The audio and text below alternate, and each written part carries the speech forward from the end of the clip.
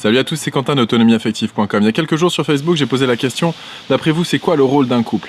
Alors c'est une question assez ambitieuse, c'est une question d'ailleurs qui peut paraître complètement aberrante, pourquoi pas, enfin si ça vous intéresse pas, vous n'êtes pas obligé de regarder la vidéo. Maintenant, il y a eu pas mal de réactions que j'ai trouvées très intéressantes, et donc là, le challenge que je me fixe là, c'est que dans une vidéo qui va durer pas plus de 5 minutes, parce que sinon ça va vous saouler, je vais essayer non seulement de faire l'amalgame de tout ce que j'ai reçu comme témoignage, et en même temps de développer ce que je pense de cette question, parce que je crois que c'est vraiment une question intéressante. En tout cas, merci beaucoup pour vos témoignages. Donc la question première, c'est quel est le rôle, d'après vous, quel est le rôle d'un couple? Alors, il y en a qui m'ont posé la question, première réaction, il y en a qui m'ont posé la question, mais pourquoi ça doit avoir un rôle, un couple? Eh bien, simplement parce que ça existe. Mais ça n'existe pas de manière intrinsèque, c'est quelque chose qu'on crée. C'est quelque chose qu'on fabrique, ça n'a pas d'existence en tant que tel, c'est virtuel. Un couple n'existe que parce qu'on le définit comme étant un couple. C'est pas, je sais pas, comme une pierre, un objet, un animal, ou etc., ou même un être humain. Ça n'existe pas en tant que tel, c'est quelque chose qu'on fabrique entre nous, c'est un lien virtuel. Donc forcément, si on le fabrique, c'est qu'il y a un rôle derrière, il y a quelque chose qui par essence doit nous apporter quelque chose, sinon on le ferait pas, tout simplement. Ce serait quelque chose qu'on ne ferait pas. Donc le couple a un rôle. Maintenant, lequel? Ben écoutez, ça c'est ce qu'on va voir. Alors je voudrais remercier Audrey, Nathalie, Francine, Ursula, Ichigo, Sophie, Marine et Fabrice de leur témoignage. Et je voudrais d'abord faire un petit bilan de tout ce que moi j'ai entendu et où j'ai lu dans la question sur Facebook de quel est le rôle d'un couple. Alors d'après ceux qui ont réagi, tout le monde ne l'a pas fait, mais d'après ceux qui ont réagi, j'ai eu plusieurs trucs super intéressants. Mais il y a deux grandes directions différentes. La première, c'est une direction plutôt mentale, plutôt de l'ordre de la construction, plutôt de l'ordre de l'engagement, plutôt de l'ordre des valeurs et des choses que ça représente pour pouvoir construire la famille, la valeur famille, ça peut passer que par un couple, etc. Voilà, ok. Donc ça, c'est la première tendance que j'ai ressentie, c'est ça. Dans la création, l'engagement, la patience, des valeurs, bref, qui mentalement sont assez profondes. Et puis l'autre, c'est plutôt une recherche émotionnelle de grandir mutuellement, d'être dans l'amour inconditionnel, dans la complémentarité, de pouvoir favoriser l'évolution l'un de l'autre, de recueillir les blessures de l'autre, de développer le bien-être et ce genre de choses. Et puis sinon, il y a aussi Sophie qui se situe un peu entre tout le monde, puisque Sophie n'a répondu que par petits autocollants Facebook, donc métaphore. Donc pour Sophie, j'en déduis qu'un couple, c'est une métaphore. Bref, qu'est-ce que moi j'en pense maintenant par rapport à tout ça? Eh bien, je pense que tous ces avis sont intéressants et complémentaires et qu'il n'y en a pas un qui ne fonctionne pas. Donc je vous remercie vraiment de manière globale, hein, c'est-à-dire que on peut s'approprier la notion du couple à soi-même et puis on peut essayer d'avoir une réflexion plus globale sur l'ensemble. Et sur l'ensemble, je crois que tout ce qui a été dit me paraît vraiment pertinent en tout cas. Moi, je vais essayer. Alors, ok, c'est un challenge assez compliqué, mais je vais essayer de regrouper ça en 3 points. Quels sont, en 3 points, d'après ce que vous m'avez dit, d'après ce que moi j'ai observé, comment peut-on définir le rôle d'un couple? Le premier point pour moi, et en fait, petite parenthèse, pardon. Pourquoi est-ce que je fais cette vidéo là maintenant? Parce qu'en fait, il y a une amie à moi qui s'appelle Angelina, avec qui j'ai eu cette discussion un jour et qui m'a dit ça fait vachement de bien, tu sais quoi, tu devrais le partager ton point de vue parce que moi ça me fait du bien de l'entendre et ça peut peut-être faire du bien à d'autres. Donc voilà, je vous propose mon point de vue. Peut-être vous serez d'accord, pas d'accord, peut-être que vous aurez envie de réagir sous cette vidéo, peut-être pas. Bref, voilà, en 3 points pour moi, quels sont les rôles d'un couple? Le premier rôle, c'est pas d'être heureux, c'est pas de partager des bons moments, c'est pas parce qu'il n'y a pas que des bons moments, on n'est pas que heureux en couple, parce que sinon on se séparerait pas autant que ça, il y a pas mal de divorces quand même dans ces dernières années. Pour moi, le couple, c'est avant tout une démarche spirituelle. Je m'explique. Dans l'évolution d'un être humain, il y a son avancée spirituelle, le pourquoi il est là, le qu'est-ce qu'il fait, le qu'est-ce qu'il peut résoudre, pas résoudre, qu'est-ce qui lui pose problème, pas problème, profiter de ses expériences, avancer, évoluer. Bref, l'évolution, c'est pas un choix en fait. On évolue depuis qu'on est né jusqu'à le jour de sa mort. On ne fait que évoluer. Notre corps évolue, on grandit, on grossit, on vieillit, on est sans arrêt dans l'évolution. Donc l'évolution, c'est pas un choix, c'est une obligation de la vie. Et forcément, comme le couple est vivant, il évolue aussi. Le développement spirituel, pour moi, c'est ça, quelque part, c'est l'évolution. Alors, c'est pas un truc de gourou, hein, mais pour moi, le développement spirituel, c'est la chose suivante. On va être à côté de l'autre, et on va accepter une relation intime vis-à-vis de l'autre. Et cette intimité, on va se rapprocher de plus en plus. On va se rapprocher de plus en plus jusqu'à se toucher.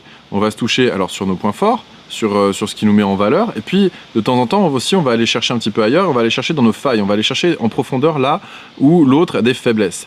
Et quand l'autre appuie sur une faiblesse, par exemple, eh bien, à ce moment-là, on est obligé d'en prendre conscience, parce que sinon c'est facile de pas l'avoir et puis de continuer à être comme ça, juste sur les aspects positifs de l'un et de l'autre, ou agréables en tout cas. Et puis dès l'instant où il y a une glissade, eh bien l'autre nous fait mal. Et là on en veut souvent à l'autre, on projette à l'autre la douleur qu'on ressent. Et dans la démarche du couple, en fait, c'est tellement intime, c'est tellement proche, on est tellement dans le fait de toucher l'autre, que ce soit physiquement ou émotionnellement ou intellectuellement dans son ensemble, dans les parts les plus intimes de son corps, de sa tête, de ses pensées, de ses émotions. On va à la rencontre de l'autre de manière très très intime et cette rencontre-là va finir par pouvoir appuyer sur les failles. Et cette fonction d'appuyer sur les failles est fantastique pour pouvoir se développer spirituellement. On va pouvoir réparer tout ce qui s'est mal passé chez nous, tout ce qui nous pose problème, tout ce qui nous empêche d'avancer, on va pouvoir le voir grâce à la présence de l'autre et grâce au fait qu'il appuie, parce que sinon on le verrait pas.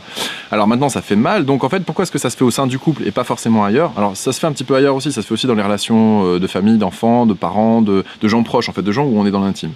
L'avantage de ce processus-là, c'est qu'en fait derrière il y a tellement d'amour qu'on accepte, même si c'est pas toujours facile ou c'est pas toujours le cas au prime abord, on accepte qu'il y a la bienveillance derrière et que c'est d'abord par amour qu'on va laisser l'autre nous appuyer sur là où ça fait mal, donc on lui en voudra pas, a priori, la démarche c'est ça, la dynamique c'est ça, c'est de pas lui en vouloir d'aller appuyer là où on a mal, mais de se servir du fait qu'on sait qu'il nous aime par défaut pour accepter de regarder là où ça nous fait mal et puis de pouvoir progresser là-dessus. Donc voilà pour moi la démarche spirituelle du couple, à quoi ça correspond.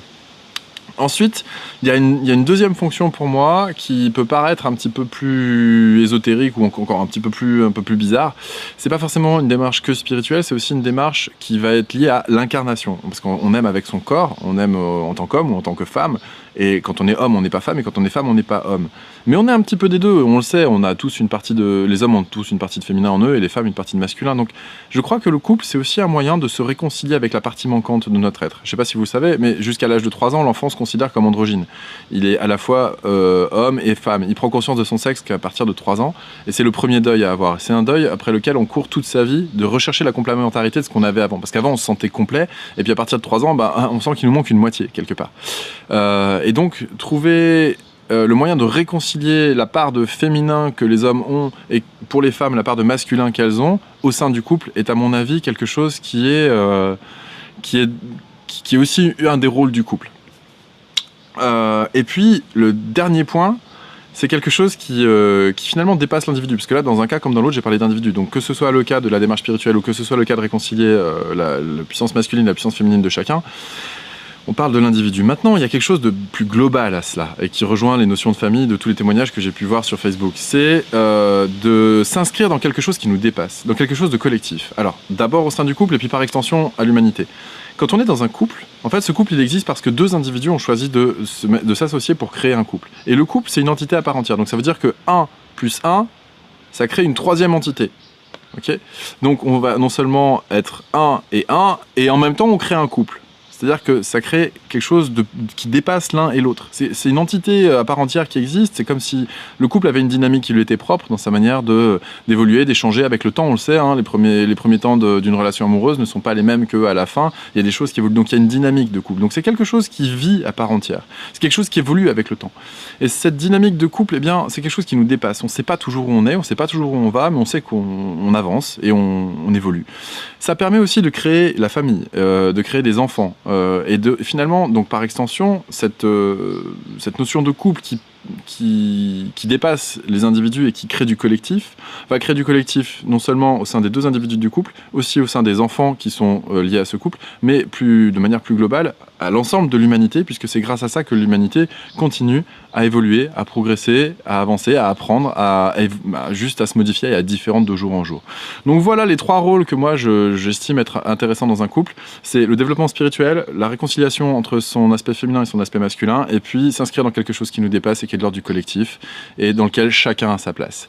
Je ne sais pas si vous êtes d'accord avec ces points de vue-là, je ne sais pas si ça vous intéresse. En tout cas, par rapport au fait de considérer le couple comme on peut le voir dans les films ou dans les séries comme étant juste le fait de trouver la sécurité affective et de enfin pouvoir être heureux et avoir beaucoup d'enfants, je crois qu'il y a quand même un monde et que ce décalage entre ce monde qu'on nous représente et ce que c'est en réalité sera amoindri et moins il y aura de souffrance dans les relations affectives. En tout cas, c'est mon objectif à travers ces vidéos, à travers ce site et à travers cette page Facebook. J'espère que cette vidéo vous a plu. Si c'est le cas, eh bien, mettez un petit like, ça me fera plaisir. Si c'est pas le cas, mettez des commentaires et mettez mettez-moi plein la tête si vous avez envie, pourquoi pas. N'hésitez pas à vous abonner à ma chaîne YouTube aussi. Et puis, je vous dis à très bientôt pour une prochaine vidéo et je vous remercie encore pour vos témoignages. Salut!